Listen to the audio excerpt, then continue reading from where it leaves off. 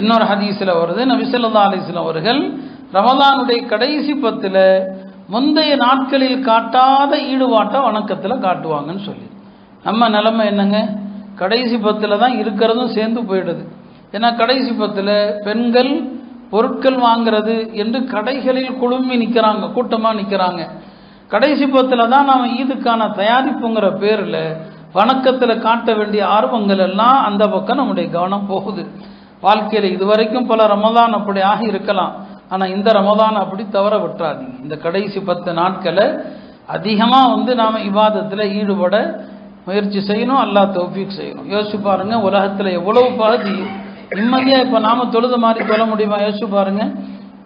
இன்னைக்கு ஈரானில் அவங்க வேற கொள்கை, அது வேறு விஷயம். அவங்களால நிம்மதியாக தொழ முடியுமா? இந்த ரமலான் அவங்களுக்கு நிம்மதியாக இருக்குதா? இல்லை. அரபு நாடுகளை பூரா பாருங்க, எல்லாருடைய ஃபோன்லையும் எப்போ அவன் ஏவுகணை வீசுறானோ அப்போ ஒரு அலாம் ஒன்று ஒலிக்கும். ஏவுகணை வருது, பார்த்து உஷாராக இருந்துக்குங்க, வெளியே போகாதீங்க. ஏன்னா நம்ம சொந்தக்காரங்களாம் இருக்கிறாங்க, என்கிட்ட ஃபோன் பேசும்போதே கேட்குறாங்க, இப்போ ஒரு சத்தம் கேட்குதான்னு சொல்லி. இல்லையப்பா என்ன, இல்லை ஏவுகணை வந்துட்டு இருக்குதுன்னு சொல்லி அலாரம் கொடுக்குறான்னு சொல்லி. தராவி தொழுதுட்டு இருக்கிறாங்க, சத்தம் வருது, எல்லார் மனசுலையும் பீதி, பயம். ஜும்மா தொழுகையில் இருக்கிறாங்க, சத்தம் வருது, பீதி.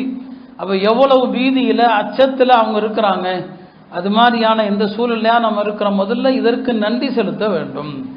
நாம் உலகத்தில் நடக்கிற நிகழ்ச்சிகளை எல்லாம் கடந்து போகிறோமே தவிர இந்த பாதுகாப்பான சூழலை அல்லாஹ் தந்ததை என்னைக்காவது நன்றி செலுத்தி இருக்கிறோமா? இந்த நன்றி கட்டத்தனம் தொடரும் போது தான் அந்த சோதனை எல்லாருக்குமே வந்து விடுகிறது. இந்த குர்ஆன்ல அல்லாஹ் அப்படிதான் சொல்றான். ஒரு ஊரை நாம பாதுகாப்பாக வச்சிருந்தோம், அவங்களுக்கு ரிஸ்க் தாராளமாக கொடுத்தோம். ஃபகஃபரத் பிஅன்உமில்லா, அல்லாஹ்வுடைய நியமத்தை நன்றி துரோகம் செஞ்சாங்க, அவங்கள தண்டிச்சோன்னு சொல்றான். இந்த அரபு நாடுகள் எல்லாம் எவ்வளவு உல்லாசத்தில் எவ்வளவு கேளிக்கையில் மூழ்கி கிடந்தாங்க இல்லையா? அதுக்கு தண்டனையை தான் இன்னைக்கு அனுபவிக்கிறாங்க. அப்போ நாம படிப்பின வரணுமா இல்லையா? அருமையானவர்களே, ரமதானுடைய 20 நாட்கள் ஓடிவிட்டது. நாம் ஒவ்வொருத்தரும் தான் சுய விசாரணை பண்ணணும், எப்படி இந்த 20 நாட்கள் நாம் கடந்தோன்னு சொல்லி. இந்த கடைசி 10 நாட்களை அல்லாஹ்வுக்கு பொருத்தமான அமல்களில் ஈடுபடுவதற்கு முயற்சி செய்வோம். ரசூல் ஸல்லல்லாஹு அலைஹி வஸல்லம் அவ்வளவு கடுமையாக ஈடுபாட்டு காட்டுவாங்க. இந்த ரமதானுடைய கடைசி 10 முதன்மையான அமல் எது அப்படின்னா எத்திகாஃப் தான். எத்திகாஃப் அப்படிங்கிறது சாதாரண அமலு கிடையாதுங்க. அது வெளிப்படையாக சொல்லிடலாம். பள்ளிவாசலில் இருக்கிறது அப்படிங்கிறது இருக்கு பாருங்க. பள்ளிவாசலில் ஒருத்தன் சும்மா இருந்தாலே அது பெரிய வணக்கம் தான். பள்ளிவாசலில் சும்மா உட்கார்ந்தாலே போதும், பெரிய வணக்கம் அது. பாருங்க, ஹதீஸில் வருது, சஹீஹ் புகாரியில் வருது, நாளை மறுமை நாளில் மஹ்ஷர் மைதானத்தில் இல்லையா, சூரியன் பக்கத்தில் வந்துடும். அப்போ எல்லாரும் வேர்வையில் குளிப்பாங்க, வாய் வரைக்கும் காது வரைக்கும் வேர்வை. மனிதர்களுடைய வேர்வைகள் பூமியில் 70 முழம் வரைக்கும் ஆழத்தில் போயிடுமா. 70 முழம் வரைக்கும் போகணுன்னா அப்போ அந்த வேர்வையில் கப்பலை ஓட்டலாம். அந்த வேர்வையில் என்னங்க, கப்பலை ஓட்டலாம். அவ்வளவு பெரிய வேர்வையில் மக்கள் எல்லாம் மஹ்ஷர் மைதானத்தில் இருப்பாங்க. சூரியன் எல்லாருடைய தலைக்கு பக்கத்தில் இருந்தால் எப்படி இருக்கும்? அப்போ அங்கே நிழலே கிடையாது, ஒரு நிழலை தவிர. அது யாருடைய? அல்லாஹுடைய அர்ஷுடைய நிழல். இந்த அர்ஷுடைய நிழலை தவிர அங்கே வேற எந்த நிழலும் இருக்காதுங்க. இப்போ அந்த நிழலில் அல்லாஹ் சிலருக்கு இடம் கொடுக்குறான். அதில் ஒருத்தர் யாரு, ஒரு கூட்டம் யாருன்னு சொன்னால், கல்புஹு முஅல்லகுன் ஃபில் மசாஜித், அவருடைய இதயம் பள்ளியோடு தொடர்புடையதாக இருக்கும். இப்போ யோசிச்சு பாருங்க, பள்ளியோடு அவருடைய இதயம் தொடர்பில் இருக்கும் அப்படின்னா வெளியில் இருக்கிறார், வீட்டில் இருக்கிறாரு, கடையில் இருக்கிறார், பள்ளியோட தொடர்பில் இருக்கிறார். நான் பள்ளியை பற்றி சிந்தனை, எப்போ வாங்க சொல்லுவாங்க, பள்ளிக்கு போகணும். பள்ளியுடைய தொடர்பில் இருந்தாலே அவருக்கு அல்லாஹ்வுடைய அர்ஷுடைய நிழல்ல இடம் கிடைக்கும்னு சொன்னால், ஏத்திகாஃப் இருக்கிறவங்க எங்கே இருக்கிறாங்க? பள்ளிக்குள்ளேயே இருக்கிறாங்க. அப்போ இவங்களுடைய சிறப்பு எந்த அளவுக்குன்னு யோசிச்சு பாருங்க. எவ்வளோ பெரிய சிறப்பு இவர்களுக்கு கிடைக்கும் என்பதை நீங்கள் யோசிச்சு பாருங்க. பள்ளியில் இருப்பது சாதாரண அமல் கிடையாது, அது அவ்வளோ உன்னதமான ஒரு அமல். நான் ஏற்கனவே ஒரு ஹதீஸை நான் சொல்லியிருப்பேன், ஒரு அற்புதமான ஹதீஸ். அது இப்னு அப்பாஸ் சொல்லுவாங்க, நபி ஸல்லல்லாஹு அலைஹி வஸல்லம் சொன்னாங்க, நேற்று இரவு அல்லாஹ் என்னிடம் வந்தான், அல்லாஹ் என்னிடம் வந்தான்னு சொன்னான். வந்து அல்லாஹ் என்னுடைய தோள்களில் கை வைத்தான்னு சொன்னாங்க. அல்லாஹ் கை வைத்ததனுடைய அந்த குளிர்ச்சி என்னுடைய மார்பகங்களில் நான் உணர்ந்தேன் என்று யார் சொல்றாங்க? நபி ஸல்லல்லாஹு அலைஹி வஸல்லம் சொல்றாங்க.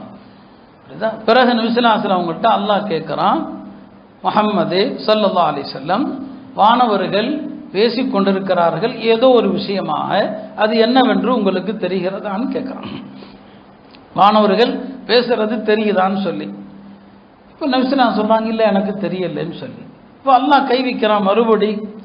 இப்போ கேட்குறான், மாணவர்கள் என்ன பேசுகிறாங்க அப்படின்னு தெரியுதான்னு சொல்லி.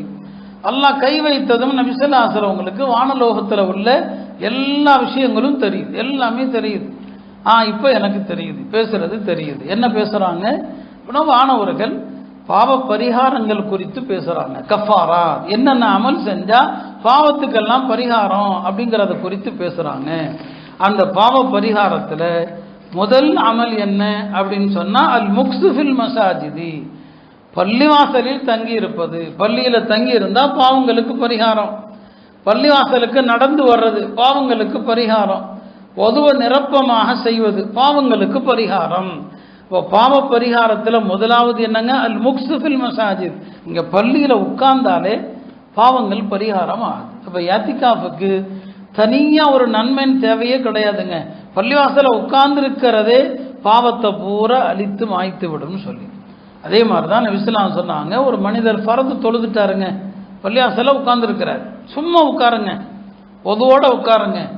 நீங்கள் ஒரு ஃபர்து தொழுதுட்டு பள்ளிவாசலில் எவ்வளோ நேரம் உட்கார்ந்துருக்கிறீங்களோ, ஒது முறியாமல் உட்கார்ந்துருந்தா மலக்குகள் அவருக்கு துவா செய்கிறாங்க, அல்லாஹும்ம அக்ஃபிர் லஹு அல்லாஹும்ம ரஹம்ஹு, யாரெல்லாம் இவர் பாவத்தை மன்னிச்சிரு, யாரெல்லாம் இவருக்கு கருணை காட்டு.